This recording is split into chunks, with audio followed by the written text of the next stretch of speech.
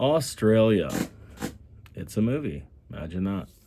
It's also a great big chunk of land south of Japan and China, as Donald Trump always says. It's an old movie. It's a good movie. You've probably already seen it. It's with Hugh Jackman and Nicole Kidman and some other actors you've seen in many different movies. Is it a great movie? I don't even know if it got nominated for any awards or anything like that. I should ask Rock.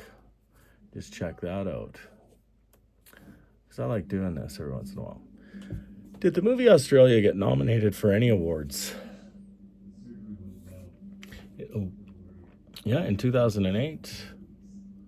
It was nominated for several awards, Academy Awards, Oscars, nominated for Best Costumes, Satellite Awards, nominated for Best Cinematography, and that's a fact. Australian Film Festival, nominated for Best Costume and Design, Best Production Design. Teen Choice Awards, nominated for Movie, Actress, Drama, Nicole Kidman. She won. That's weird because Hugh Jackman did a great job in that too. Critics. Nominated for Best Young Performer, Brandon Walters. Now, Brandon Walters was probably the kid that they referred to as the creamy, which means half black, half white. Okay, we're going to get rid of grok because that's a bit bright and hard on the eyes, on the eyeballs. Anyway, Australia takes place in Australia, imagine that, and it takes place in 1939 and probably moves into the 40s. There's one character that's extremely rich. She's from British descent. She is, her husband is a lord. I'm not going to do any, what do you call those? I don't want to give anything away, just in case you haven't seen the movie. But what an interesting movie. I've watched it a few times. I own it on Blu-ray. I promised my wife we'd watch it. I just didn't realize I was going to watch it at 8 o'clock in the morning. So I didn't find it on Blu-ray, but I did watch it on, I do own it on Apple TV. So I think I probably bought that probably back in 2008, 2010, somewhere around there. And it's probably been about 7-8 years since I've seen it last because Hugh Jackman is definitely one of my favorite actors. And Nicole Kidman, she's had her ups and downs and moments in life. And she was married to Tom Cruise, which is kind of creepy, but whatever.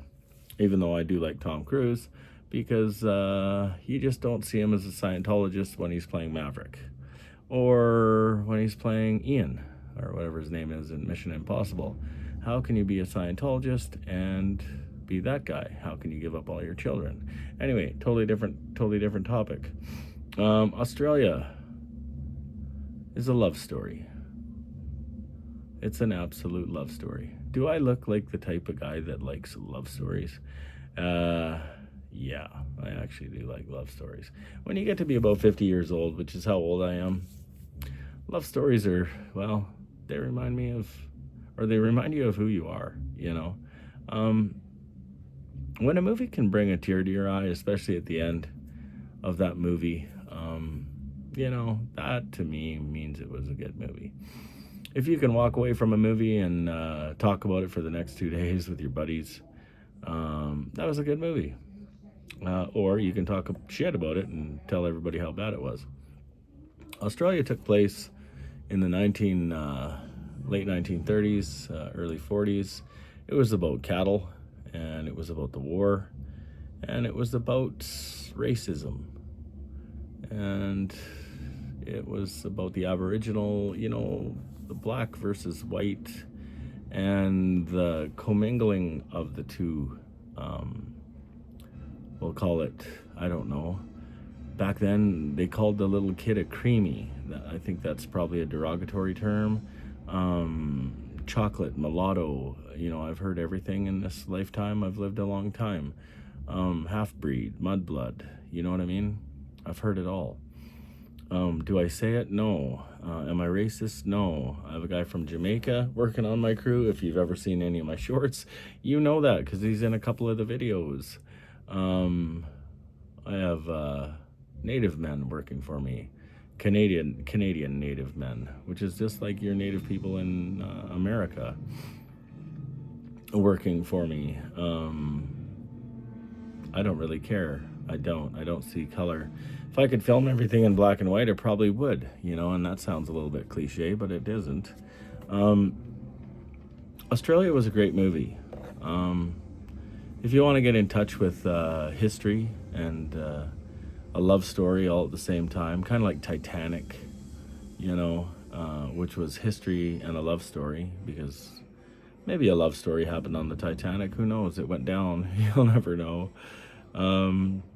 Did Jack Dawson exist? Probably not.